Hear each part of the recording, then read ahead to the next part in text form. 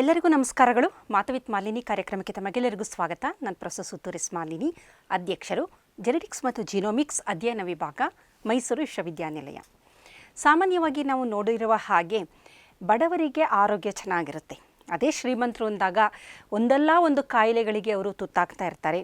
ಬಡವರು ಬಿಸಿಲಿನಲ್ಲಿ ಹೋದರೂ ಚೆನ್ನಾಗಿರ್ತಾರೆ, ಬಿಸಿಲನ್ನು ತಡ್ಕೊತಾರೆ, ಹಸುವನ್ನು ತಡ್ಕೊತಾರೆ, ತಾಪಮಾನಗಳ ವ್ಯತ್ಯಾಸವನ್ನು ತಡ್ಕೊತಾರೆ, ಏನಾದರೂ ಸೋಂಕುಗಳು ಅಂತಂದಾಗ ಅದನ್ನು ಸಹ ತಡ್ಕೊತಾರೆ.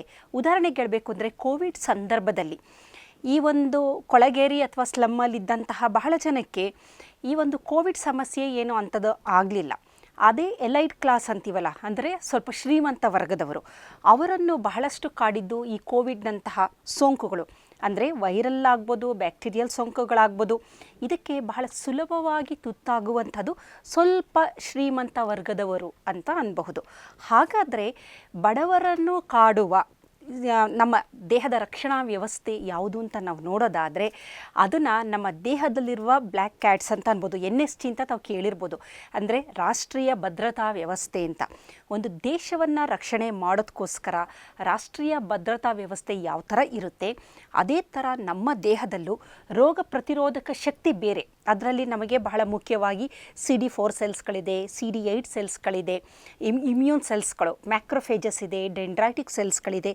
ಇದೆಲ್ಲ ಒಂದು ಥರದ ರೋಗ ಪ್ರತಿರೋಧಕ ಶಕ್ತಿ. ಆದರೆ ಇನ್ನೊಂದೆಡೆ ನಮ್ಮ ದೇಹವನ್ನು ಕಾಪಾಡುವಂತಹ, ದೇಹವನ್ನು ರಕ್ಷಣೆ ಮಾಡುವಂತಹ ರಾಷ್ಟ್ರೀಯ ಭದ್ರತಾ ವ್ಯವಸ್ಥೆಯ ಥರ ದೇಹದ ಒಳಗಡೆ ಒಂದು ಭದ್ರತಾ ವ್ಯವಸ್ಥೆ ಇದೆ, ಇಮ್ಯುನಿಟಿಯನ್ನು ಹೊರತುಪಡಿಸಿ.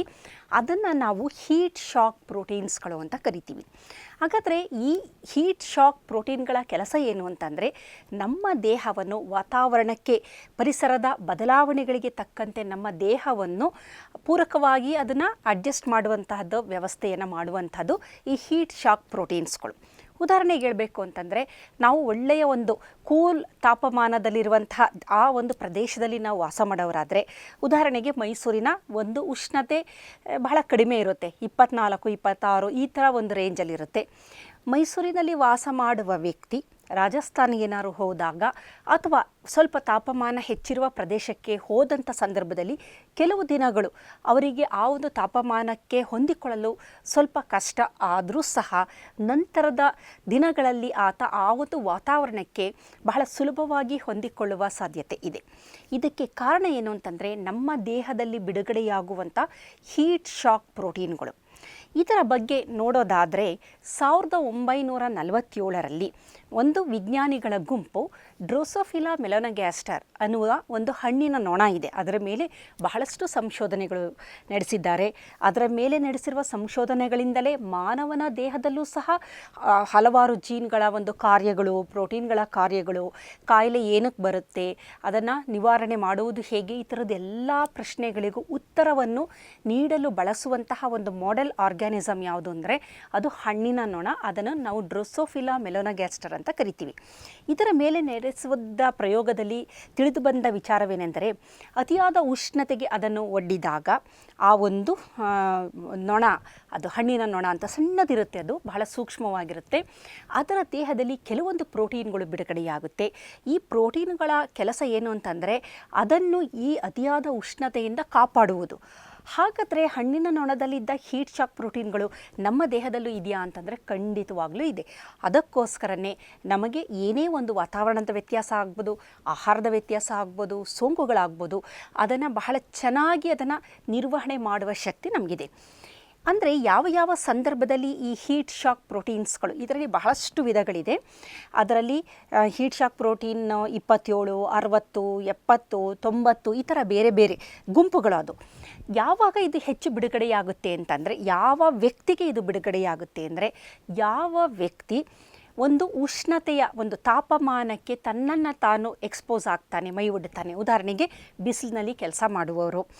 ಅದರ ಜೊತೆಗೆ ಹಿಂದಿನ ಕಾಲದಲ್ಲಿ ನೋಡಿ ಬಹಳಷ್ಟು ಈ ಥರದ ಒಂದು ಥೆರಪಿಗಳನ್ನು, ನೈಸರ್ಗಿಕ ಚಿಕಿತ್ಸೆಗಳನ್ನು ಮಾಡ್ತಾಯಿದ್ರು. ಅಂದರೆ ಎಣ್ಣೆನ ಚೆನ್ನಾಗಿ ಹಚ್ಕೊಂಡು ಬಿಸಿಲಿನಲ್ಲಿ ನಿಲ್ಲುವಂತಹದ್ದು, ಬಿಸಿಲಿಗೆ ಮೈ ಒಡ್ಡುವಂತಹದ್ದು, ಬಿಸಿಲಿನಲ್ಲಿ ಕೆಲಸ ಮಾಡುವಂತಹದ್ದು. ಬಿಸಿಲಿನಲ್ಲಿ ಕೆಲಸ ಮಾಡೋದೇ ಆಗಲಿ, ಸೋನಾ ಬಾತ್ ಅಂತ ತಗೊಂತಾರೆ. ಅಂದರೆ ಅತಿಯಾದ ಉಷ್ಣತೆಯಲ್ಲಿ ಸ್ವಲ್ಪ ಹೊತ್ತು ಇದ್ದು ಹಬೆ ಸ್ನಾನ ಅಂತ. ಮೊದಲೆಲ್ಲ ಒಳ್ಳೆ ಸ್ನಾನ ಅಂತಂದರೆ ಹಬೆ, ಒಳ್ಳೆ ಬಿಸಿ ಬಿಸಿ ನೀರನ್ನು ಹಾಕ್ಕೊಂಡು ಸ್ನಾನ ಮಾಡುವಂತಹ ಪದ್ಧತಿ ಇತ್ತು. ಈ ರೀತಿ ನಮ್ಮನ್ನು ನಾವು ತುಂಬ ಕಂಫರ್ಟಬಲ್ ಝೋನ್. ನಾವು ಯಾವಾಗಲೂ ಅಷ್ಟೇ, ಮನುಷ್ಯನ ಒಂದು ಸ್ವಭಾವ ಏನು ಅಂದರೆ ತುಂಬ ಕಂಫರ್ಟಬಲ್ ಝೋನಲ್ಲಿ ಇರಬೇಕು. ನಮಗೆ ಏನು ವ್ಯತ್ಯಾಸ ಆಗಬಾರ್ದು, ಬಿಸಿಲು ಆಗಬಾರ್ದು, ಚಳಿನೂ ಆಗಬಾರ್ದು, ಯಾವಾಗಲೂ ಉಷ್ಣತೆ ಒಂದೇ ಥರ ಇದ್ದಾಗ ಏನಾಗುತ್ತೆ ಅಂದರೆ ನಮ್ಮ ದೇಹದಲ್ಲಿ ಈ ಪ್ರೋಟೀನ್ಗಳು ಬಿಡುಗಡೆ ಆಗೋದಿಲ್ಲ. ಯಾವಾಗ ನಾವು ಬೇರೆ ಬೇರೆ ವಾತಾವರಣದ ವೈಪರೀತ್ಯಗಳಿಗೆ ನಮ್ಮನ್ನು ನಾವು ಒಡ್ಡಿಕೊಳ್ತೀವಿ, ಅಂತಹ ಸಂದರ್ಭದಲ್ಲಿ ದೇಹದಲ್ಲಿ ಈ ಥರದ ಪ್ರೋಟೀನ್ಗಳು ಬಿಡುಗಡೆಯಾಗಿ ಈ ಬಿಸಿ ವಾತಾವರಣದ ಹೊರತಾಗಿ ಸಾಮಾನ್ಯವಾಗಿ ಯಾವ ವ್ಯಕ್ತಿ ಹೆಚ್ಚು ಭಾರವನ್ನು ಎತ್ತಾನೆ, ಹೆಚ್ಚು ಕಷ್ಟದಾಯಕವಾದ ಕೆಲಸವನ್ನು ಮಾಡ್ತಾನೆ, ಅಂದರೆ ದೇಹವನ್ನು ದಂಡಿಸುವುದು ಅಂತ ನಾವು ಹೇಳ್ಬೋದು. ಬರೀ ಜಿಮ್ನಲ್ಲಿ ಮಾತ್ರ ಅಲ್ಲ, ಅವನು ಒಂದು ಮೈ ಮುರಿದು ದುಡಿತಾರೆ ಅಂತ ನಾವು ಏನು ಹೇಳ್ತೀವಿ, ಅಂತಹ ಸಂದರ್ಭದಲ್ಲೂ ಈ ಪ್ರೋಟೀನುಗಳು ದೇಹದಲ್ಲಿ ಬಿಡುಗಡೆಯಾಗುತ್ತೆ. ಜೊತೆಯಲ್ಲಿ ಯಾರು ಉಪವಾಸ ಮಾಡ್ತಾರೆ, ಹಸಿವು ಅಂತಲೇ ಅನ್ಬೋದು, ಬಡವರು ಅಂದಾಗ ಹಸಿವು ಅಥವಾ ಉಪವಾಸ ಮಾಡುವಂತಹರು, ಎಷ್ಟೇ ಕಂಫರ್ಟಬಲ್ ಝೋನು, ಎಷ್ಟೇ ಶ್ರೀಮಂತರಾಗಿದ್ದರೂ ಕೆಲವೊಬ್ಬ ವ್ಯಕ್ತಿಗಳು ಉಪವಾಸ ಮಾಡುವುದು, ಕಷ್ಟಪಟ್ಟು ಕೆಲಸ ಮಾಡುವುದು, ಈ ಥರದ ಮಾಡಿದಂತಹ ಸಂದರ್ಭದಲ್ಲೂ ಸಹ ಈ ಹೀಟ್ ಶಾಕ್ ಪ್ರೋಟೀನ್ಗಳು ಬಿಡುಗಡೆಯಾಗುತ್ತೆ. ಮತ್ತು ಕೆಲವು ವ್ಯಕ್ತಿಗಳಲ್ಲಿ ಅತಿಯಾದ ಒತ್ತಡಕ್ಕೆ ಅವರು ಎಕ್ಸ್ಪೋಸ್ ಆದಾಗಲೂ ದೇಹವನ್ನು ರಕ್ಷಣೆ ಮಾಡೋದಕ್ಕೋಸ್ಕರ ಈ ಹೀಟ್ ಶಾಕ್ ಪ್ರೋಟೀನ್ಗಳು ಬಿಡುಗಡೆಯಾಗುತ್ತೆ. ಸೋಂಕುಗಳಿದ್ದಾಗ, ವೈರಲ್ ಸೋಂಕುಗಳಾಗ್ಬೋದು, ಬ್ಯಾಕ್ಟೀರಿಯಲ್ ಸೋಂಕುಗಳಾಗ್ಬೋದು, ಈ ಥರದ ಸಂದರ್ಭ ಅಂದರೆ ವ್ಯತಿರಿಕ್ತವಾದ ಪರಿಸ್ಥಿತಿಯಲ್ಲಿ ಹೀಟ್ ಶಾಕ್ ಪ್ರೋಟೀನ್ಗಳು ಬಿಡುಗಡೆಯಾಗುತ್ತೆ. ಹಾಗಾದರೆ ನಾವು ತುಂಬ ಚೆನ್ನಾಗಿದ್ದೀವಿ, ಕಂಫರ್ಟಬಲ್ ಝೋನಲ್ಲಿದ್ದೀವಿ, ಯಾವಾಗಲೂ ಎ ಸಿ ಒಳಗಡೆ ಕೆಲಸ ಮಾಡ್ತಿರ್ತೀವಿ, ಏನು ಕಷ್ಟಪಟ್ಟು ನಾವು ಮೈ ಮುರಿದು ದುಡಿಯೋದಿಲ್ಲ, ಕೂತಲ್ಲೇ ಕೂತಿರ್ತೀವಿ, ಕಂಪ್ಯೂಟರ್ ಮುಂದೆ ಕೂತ್ಕೊಂಡು ಕೆಲಸ ಮಾಡ್ತೀವಿ ಅಂದಾಗ ಏನಾಗುತ್ತೆ ಅಂದರೆ ಹೀಟ್ ಶಾಕ್ ಪ್ರೋಟೀನನ್ನು ಬಿಡುಗಡೆ ಮಾಡುವಂತಹ ಹೀಟ್ ಶಾಕ್ ಫ್ಯಾಕ್ಟರ್ 1 ಅಂತ ಇದೆ. ಅದರಿಂದನೇ ನಂತರದ ಆ ಜೀನ್ಗಳು ಆ್ಯಕ್ಟಿವೇಟ್ ಆಗಿ ಈ ಪ್ರೋಟೀನ್ನ ಬಿಡುಗಡೆ ಮಾಡೋದು. ಅದು ನಿಷ್ಕ್ರಿಯವಾಗಿರುತ್ತೆ, ಅದು ಆ್ಯಕ್ಟಿವೇಟ್ ಮಾಡೋದಿಲ್ಲ. ಏನಾದರೂ ಈ ಥರದ ಪರಿಸ್ಥಿತಿಗಳಿಗೆ, ವೈಪರೀತ್ಯಗಳಿಗೆ ನಮ್ಮನ್ನು ನಾವು ಒಳಪಟ್ಟಾಗ ಈ ಒಂದು ಹೀಟ್ ಶಾಕ್ ಫ್ಯಾಕ್ಟರ್ ಅಂತ ಏನಿದೆ ಅದು ಆ್ಯಕ್ಟಿವೇಟ್ ಆಗುತ್ತೆ. ಅದು ಆ್ಯಕ್ಟಿವೇಟ್ ಆಗಿ ಏನು ಮಾಡುತ್ತೆ ಅಂತಂದರೆ ರೆಸೆಪ್ಟಾರ್ ನಮ್ಮ ನ್ಯೂಕ್ಲಿಯಸ್ ಒಳಗಡೆ ಹೋಗಿ ಅಲ್ಲಿ ಹೀಟ್ ಶಾಕ್ ಎಲಿಮೆಂಟ್ ಅಂತ ಇದೆ DNA ಯಲ್ಲಿ, ಅಲ್ಲಿ ಆ ಒಂದು ಭಾಗದಲ್ಲಿ ಹೋಗಿ ಬೈಂಡ್ ಆಗುತ್ತೆ. ಬೈಂಡ್ ಆದ ನಂತರ ಏನಾಗುತ್ತೆ, ಅದೊಂದು ಟ್ರಾನ್ಸ್ಕ್ರಿಪ್ಷನ್ ಫ್ಯಾಕ್ಟರ್ ಥರ, ಹಾಗಾಗಿ ಬೈಂಡ್ ಆಗಿ ಟ್ರಾನ್ಸ್ಕ್ರಿಪ್ಷನ್ನ ಮಾಡುತ್ತೆ. ಟ್ರಾನ್ಸ್ಕ್ರಿಪ್ಷನ್ ಅಂದರೆ ಒಂದು ಕ್ರಿಯೆ ಅಂತ ಇಟ್ಕೊಳ್ಳಿ. ಅಲ್ಲೇನಾಗುತ್ತೆ, ಕೆಲವೊಂದು ಜೀನ್ಸ್ಗಳು ಆ್ಯಕ್ಟಿವೇಟ್ ಆಗಿ, ಅಂದರೆ ದೇಹದಲ್ಲಿ ಬಹಳಷ್ಟು ಈ ಥರದ ಪ್ರೋಟೀನ್ಗಳು ಬಿಡುಗಡೆಯಾಗಬೇಕಲ್ಲ, ಅದಕ್ಕೆ ಪೂರಕವಾದ ಜೀನ್ಸ್ಗಳು ಆ್ಯಕ್ಟಿವೇಟ್ ಆಗಿ ಈ ಪ್ರೋಟೀನ್ಗಳನ್ನು ಬಿಡುಗಡೆ ಮಾಡುತ್ತೆ. ಹಾಗಾದರೆ ಯಾವ ಯಾವ ಪ್ರೋಟೀನ್ಗಳು ಅಂದರೆ ಹೀಟ್ ಶಾಕ್ ಪ್ರೋಟೀನಲ್ಲಿ 27 ಅಂತ ಒಂದು ನಂಬರಿನ ಒಂದು ಪ್ರೋಟೀನ್ ಇದೆ.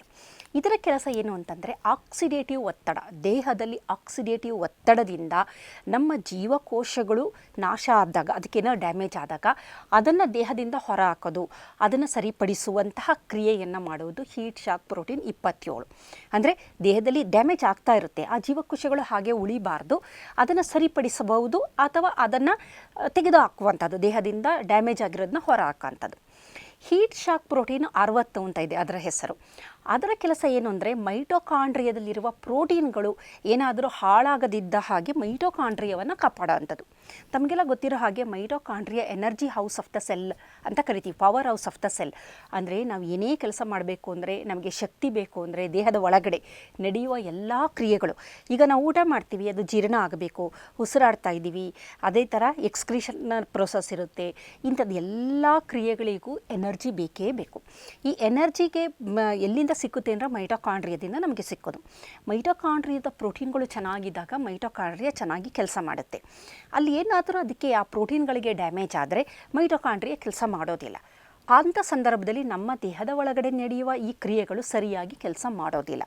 ಹಾಗಾಗಿ ಮೈಟೊಕಾಂಡ್ರಿಯಾವನ್ನು ಕಾಪಾಡಬೇಕು ಅಂತಂದರೆ ಹೀಟ್ ಶಾಕ್ ಪ್ರೋಟೀನ್ 60 ಅಂತ ನಾನು ಏನು ಹೇಳಿದೆ ಅದು ಅದ್ಭುತವಾಗಿ ಕೆಲಸ ಮಾಡುತ್ತೆ.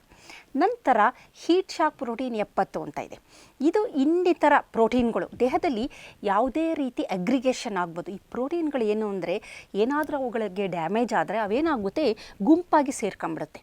ಅದು ಎಲ್ಲಿ ಉಪಯೋಗ ಆಗಬೇಕು ಉಪಯೋಗಕ್ಕೆ ಬರೋದಿಲ್ಲ, ಅದರ ಬದಲು ಗುಂಪಾಗ್ಬಿಡುತ್ತೆ.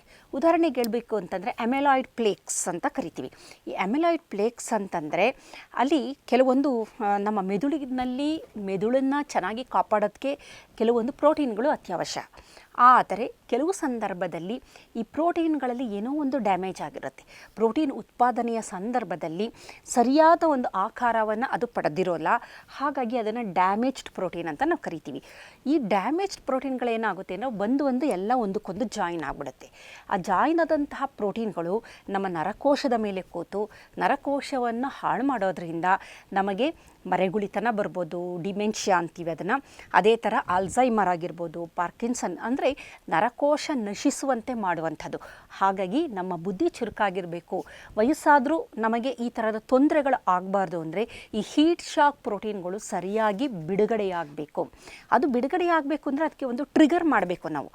ಅದು ಬಿಡುಗಡೆಯಾಗಲು ನಾವು ಅದಕ್ಕೆ ಕೆಲವೊಂದು ಸಂದರ್ಭವನ್ನು ಸೃಷ್ಟಿ ಮಾಡಬೇಕು.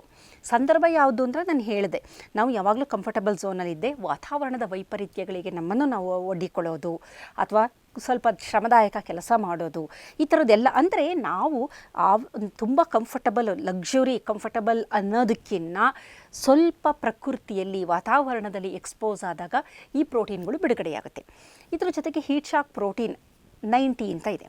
ಇದರ ಕೆಲಸ ಏನು ಅಂತಂದರೆ ಹಾರ್ಮೋನುಗಳನ್ನು ನಿಯಂತ್ರಣ ಮಾಡೋದು, ಹಾರ್ಮೋನುಗಳ ರೆಸೆಪ್ಟಾರ್ಗಳನ್ನು ನಿಯಂತ್ರಣ ಮಾಡೋದು. ಒಟ್ಟಾರೆ ಹೀಟ್ ಶಾಕ್ ಪ್ರೋಟೀನಿನ ಕೆಲಸ ಅದ್ಭುತ ಅಂತಲೇ ಹೇಳ್ಬೋದು. ಕಾರಣ ಇದು ಮೇನ್ ನೋಡ್ಕೊಳ್ಳೋಂಥದ್ದು ಪ್ರೋಟೀನ್ಗಳು, ದೇಹದಲ್ಲಿರುವ ಪ್ರೋಟೀನ್ಗಳು ಅದು ಒಂದಕ್ಕೊಂದು ಜೋಡಣೆಯಾಗದಿದ್ದ ಹಾಗೆ ನೋಡ್ಕೊಳ್ಳುತ್ತೆ. ಪ್ರೋಟೀನ್ಗಳು ಮಿಸ್ಫೋಲ್ಡ್ ಆಗಬಾರ್ದು, ಅದು ಒಂದು ತಯಾರಾಗುವ ಸಂದರ್ಭದಲ್ಲಿ ಫೋಲ್ಡಿಂಗಲ್ಲಿ ವ್ಯತ್ಯಾಸ ಆಗಬಾರ್ದು. ಅಕಸ್ಮಾತ್ ಆದರೆ ಅಂಥ ಪ್ರೋಟೀನ್ನ ದೇಹದಿಂದ ಹೊರ ಹಾಕಬೇಕು, ಅದನ್ನು ನಾಶ ಮಾಡಬೇಕು, ಆ ಕೆಲಸನ ಮಾಡುತ್ತೆ. ಪ್ರೋಟೀನ್ಗಳನ್ನು ಏನು ಅದಕ್ಕೆ ತೊಂದರೆಯಾಗದಿದ್ದ ಹಾಗೆ ಕಾಪಾಡುವುದು, ಅದರ ಸ್ಟ್ರಕ್ಚರ್ನ ಕಾಪಾಡೋದು, ಮಿಸ್ಫೋಲ್ಡ್ ಆಗದಿದ್ದ ಹಾಗೆ ನೋಡ್ಕೊಳ್ಳೋದು, ಅಥವಾ ಮಿಸ್ಫೋಲ್ಡ್ ಆದರೆ ಅದನ್ನು ತೆಗೆದು ಹಾಕೋಂಥದ್ದು, ಆಮೇಲೆ ಪ್ರೋಟೀನ್ಗಳು ಅಗ್ರಿಗೇಟ್ ಆಗದಿದ್ದ ಹಾಗೆ ನೋಡ್ಕೊಳ್ಳೋದು. ಈ ರೀತಿ ಪ್ರೋಟೀನನ್ನು ಸಂಪೂರ್ಣವಾಗಿ ಕಾಪಾಡುವಂತಹ ಒಂದು ಕಾರ್ಯವನ್ನು ಈ ಒಂದು ಹೀಟ್ ಶಾಕ್ ಪ್ರೋಟೀನ್ಗಳು ಮಾಡ್ತಾ ಬರುತ್ತೆ. ಅದು ಎಲ್ಲಿವರೆಗೂ ಚೆನ್ನಾಗಿ ಕೆಲಸವನ್ನು ನಿರ್ವಹಿಸುತ್ತೆ ಅಲ್ಲಿಯವರೆಗೂ ನಮಗೆ ಯಾವುದೇ ರೀತಿಯ ಕಾಯಿಲೆಗಳು ಬರೋದಿಲ್ಲ. ಈಗ ಎಷ್ಟೋ ಸಂದರ್ಭದಲ್ಲಿ ನಾವು ಹೇಳ್ತೀವಿ, ಎಷ್ಟೋ ಆ ಥರ ಕಾಯಿಲೆ ಬಂದಿದೆ, ತೊಂದರೆ ಆಗಿದೆ ಅಂತ. ಇದಕ್ಕೆಲ್ಲ ಕಾರಣ ಅಂತ ನಾವು ಹುಡುಕ್ತಾ ಹೋದರೆ ಎಲ್ಲೋ ಒಂದು ಬದಲಾದ ನಮ್ಮ ಜೀವನ ಶೈಲಿಯಾಗಿರ್ಬೋದು, ಬದಲಾದ ನಮ್ಮ ಆಹಾರ ಪದ್ಧತಿಯಾಗಿರ್ಬೋದು, ಹವ್ಯಾಸಗಳಾಗಿರ್ಬೋದು, ಇದೆಲ್ಲ ಪೂರಕವಾಗಿ ನಮ್ಮ ಆರೋಗ್ಯದ ಮೇಲೆ ನೇರವಾದ ಪರಿಣಾಮ ಬೀರುತ್ತೆ. ಮನುಷ್ಯ ಅಂತ ನಾವು ನೋಡೋದಾದರೆ, ಮೊದಲಿನಿಂದ ಮಾನವನ ವಿಕಾಸ ಅಂತ ನಾವು ನೋಡೋದಾದರೆ, ಅವನ ಮೆದುಳಿನ ಬೆಳವಣಿಗೆ ಯಾವ ರೀತಿ ಆಯಿತು ಅಂತಂದರೆ, ಅವನು ಕಾಡಿನಲ್ಲಿದ್ದ ಹಂಟರರ್ ಗ್ಯಾದರರ್ ಅಂತೀವಿ, ಕಾಡಿನಲ್ಲಿ ಬೇಟೆಯಾಗಿ ಆಹಾರವನ್ನು ಪಡೆಯುತ್ತಿದ್ದ. ಮೊದಲು ದೈಹಿಕ ಶ್ರಮ ಜಾಸ್ತಿ ಇರ್ತಾಯಿತ್ತು.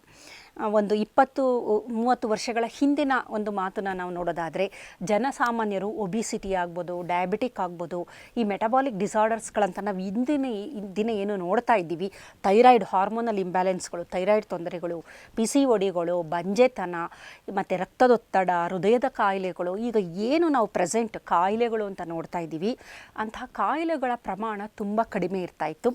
ಕಾರಣ ನಮ್ಮದು ಬಹಳ ಒಂದು ದಿನಚರಿ ಅಂತ ನಾವು ನೋಡೋದಾದರೆ ಕಷ್ಟಪಟ್ಟು ಕೆಲಸ ಮಾಡ್ತಾಯಿದ್ವು. ಸೂರ್ಯನಿಗೆ ನಾವು ಹೆಚ್ಚು ಮೈ ಒಡ್ತಾ ಇದ್ವು, ಬಿಸಿ ತಾಪಮಾನಕ್ಕೂ ಸಹ ಮೈ ಒಡ್ತಾ ಇದ್ವು, ಭಾರವಾದ ವಸ್ತುಗಳನ್ನು ಎತ್ತಾ ಇದ್ವು. ಅದರ ಜೊತೆಗೆ ಒಂದು ಹಬ್ಬ ಹರಿದಿನ ದೇವರ ಹೆಸರಿನಲ್ಲಿ ಉಪವಾಸಗಳು ಸಹ ಮಾಡ್ತಾಯಿದ್ವು. ದೇವರ ಪೂಜೆ ಒಂದು ಸಂಪ್ರದಾಯ ಅನ್ನೋದರಲ್ಲಿ ಒಂದು ಉಪವಾಸನೂ ಸಹ ಇರ್ತಾಯಿತ್ತು. ಆಮೇಲೆ ಈ ಶುಚಿ ಅನ್ನೋದು ಒಂದು ಸ್ಯಾನಿಟೈಸರ್ ಬಳಕೆ ಅನ್ನೋದು ಕೋವಿಡ್ ನಂತರದಲ್ಲಿ ಬಹಳಷ್ಟು ಜನ ಬಳಕೆ ಮಾಡ್ತಾರೆ. ಮಾಸ್ಕ್ ಹಾಕೋದು, ಸ್ಯಾನಿಟೈಸರ್ ಬಳೋದು. ಅದರ ಮೊದಲು ಅಷ್ಟೊಂದು ಜನ ಶುಚಿತ್ವ ಇದ್ದರೂ ಸಹ ಅಷ್ಟೊಂದು ಅತಿಯಾದ ಕಾಳಜಿ ಏನು ವಹಿಸ್ತಾ ಇರಲಿಲ್ಲ. ಅಂಥ ಸಂದರ್ಭದಲ್ಲಿ ನಮಗೆ ಅರಿವಿಲ್ಲದಂತೆ ನಾವು ವೈರಸ್ಗಳಿಗೆ ಅಥವಾ ಬ್ಯಾಕ್ಟೀರಿಯಾಗಳಿಗೆ ಎಕ್ಸ್ಪೋಸ್ ಆಗಿರ್ತಿದ್ವು, ನಮಗೆ ಗೊತ್ತಿಲ್ಲದಂತೆ ಬೇಕಾದಷ್ಟು ಸೂಕ್ಷ್ಮಾಣುಜೀವಿಗಳಿಗೆ. ಹಾಗಾಗಿ ಏನಾಗ್ತಾಯಿತ್ತು ಅಂದರೆ, ಎಲ್ಲೋ ನಮ್ಮ ಒಂದು ಕಡೆ ನಮ್ಮ ಇಮ್ಯುನಿಟಿ ಅಥವಾ ರೋಗ ಪ್ರತಿರೋಧಕ ಶಕ್ತಿ ಜಾಗೃತ ಆಗ್ತಾಯಿತ್ತು, ನಮ್ಮನ್ನು ಅವುಗಳಿಂದ ರಕ್ಷಣೆ ಕೊಡ್ತಾಯಿತ್ತು. ಹಾಗಾಗಿ ಮೊದಲಿನ ನಮ್ಮ ಹವ್ಯಾಸಗಳು ಜೀವನ ಶೈಲಿಗೆ ಹೋಲಿಸಿದರೆ ಇಂದು ಎಲ್ಲವೂ ಬದಲಾಗಿದೆ.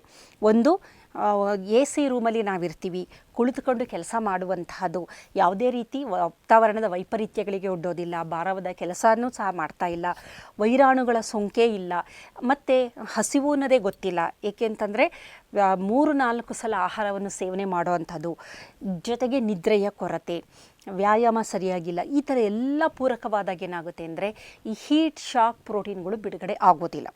ಯಾವಾಗ ಇದು ಬಿಡುಗಡೆ ಆಗೋದಿಲ್ಲವೋ ಅಂತಹ ಸಂದರ್ಭದಲ್ಲಿ ದೇಹದಲ್ಲಿ ಉಂಟಾಗುವ ಡ್ಯಾಮೇಜ್ಗಳನ್ನು ಸರಿಯಾದ ರೀತಿಯಲ್ಲಿ ರಿಪೇರ್ ಮಾಡೋಕ್ಕೂ ಸಹ ಆಗೋದಿಲ್ಲ. ಹಾಗಾಗಿ ಹೀಟ್ ಶಾಕ್ ಪ್ರೋಟೀನ್ಗಳು ಒಂದು ಥರ ಕಮಾಂಡರ್ ಅಂತಲೇ ಅನ್ಬೋದು, ನಮ್ಮ ದೇಹವನ್ನು ರಕ್ಷಿಸುವ ಕಮಾಂಡರ್ಗಳು. ಅವಕ್ಕೆ ಯಾವಾಗ ಕೆಲಸ ಇರೋದಿಲ್ಲ ಅಂದರೆ ಆ್ಯಕ್ಟಿವೇಟೇ ಆಗೋದಿಲ್ಲ, ಆವಾಗ ದೇಹ ಬಹಳ ಸುಲಭವಾಗಿ ಕಾಯಿಲೆಗಳಿಗೆ ತುತ್ತಾಗುತ್ತೆ. ಹಾಗಾಗಿ ಇದನ್ನು ನಾವು ನೋಡೋದಾದರೆ ಯಾರು ಶ್ರಮಜೀವಿಗಳು ಯಾರು ಅಂದರೆ ಸ್ವಲ್ಪ ಬಡತನದ ಇದರಲ್ಲಿರೋಂಥವ್ರು, ಅವರೇ ಶ್ರಮಜೀವಿಗಳಾಗಿರ್ತಾರೆ, ಅವರೇ ಒಂದು ಪ್ರಕೃತಿಯಲ್ಲಿ ಅವರು ಜಾಸ್ತಿ ಇರುವಂಥದ್ದು, ಇಂಥವರನ್ನು ಈ ಒಂದು ಹೀಟ್ ಶಾಕ್ ಪ್ರೋಟೀನ್ಗಳು ಕಾಪಾಡುತ್ತೆ. ಯಾರು ಶ್ರಮಜೀವಿಗಳಲ್ಲ, ದೇಹನ ದಂಡಿಸೋದಿಲ್ಲ ಅಥವಾ ಮನಸ್ಸನ್ನು ದಂಡಿಸೋದಿಲ್ಲ, ದೇಹವನ್ನು ದಂಡಿಸೋದಿಲ್ಲ, ಅಂಥವರ ದೇಹದಲ್ಲಿ ಈ ಹೀಟ್ ಶಾಕ್ ಪ್ರೋಟೀನ್ಗಳು ಬಿಡುಗಡೆ ಆಗೋದಿಲ್ಲ. ಬಿಡುಗಡೆಯಾಗದಿದ್ದ ಪಕ್ಷದಲ್ಲಿ ಇತ್ತೀಚೆಗೆ ನಾವು ನೋಡುವಂತಹ ಬೇಕಾದಷ್ಟು ಕಾಯಿಲೆಗಳು, ಆಟೋ ಇಮ್ಯೂನ್ ಡಿಸಾರ್ಡರ್ಸ್ಗಳಾಗಿರ್ಬೋದು, ಕ್ಯಾನ್ಸರ್ಗಳಾಗಿರಬಹುದು, ಇವೆಲ್ಲ ಏನಕ್ಕೆ ಹೆಚ್ಚಾಗ್ತಾ ಇದೆ?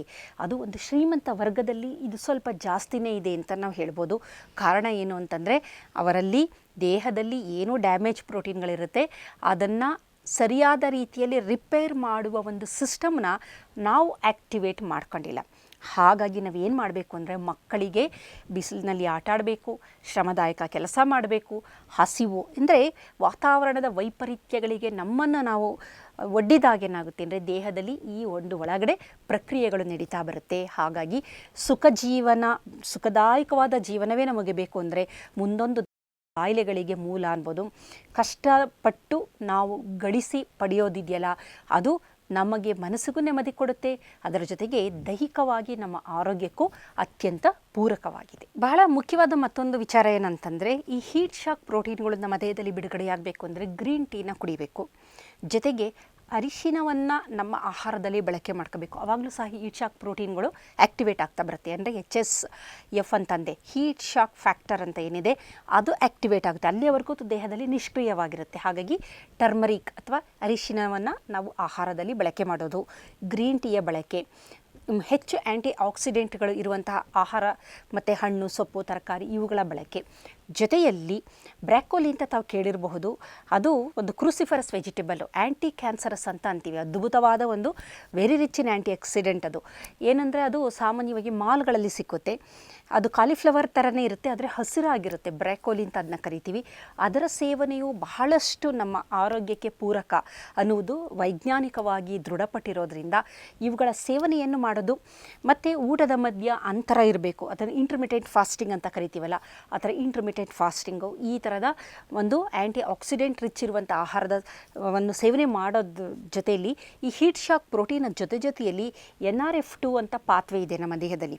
ಅದರ ಮುಖ್ಯ ಕೆಲಸ ಏನಂದರೆ ನಮ್ಮ ದೇಹದಲ್ಲಿ ಇರುವಂತಹ ರಿಯಾಕ್ಟಿವ್ ಆಕ್ಸಿಜನ್ ಸ್ಪೀಷೀಸ್ಗಳನ್ನು ನಾಶ ಮಾಡುವಂತಹ ಕೆಲವೊಂದು ಎನ್ಸೈಮ್ಗಳನ್ನು ಆ್ಯಕ್ಟಿವೇಟ್ ಮಾಡೋದು.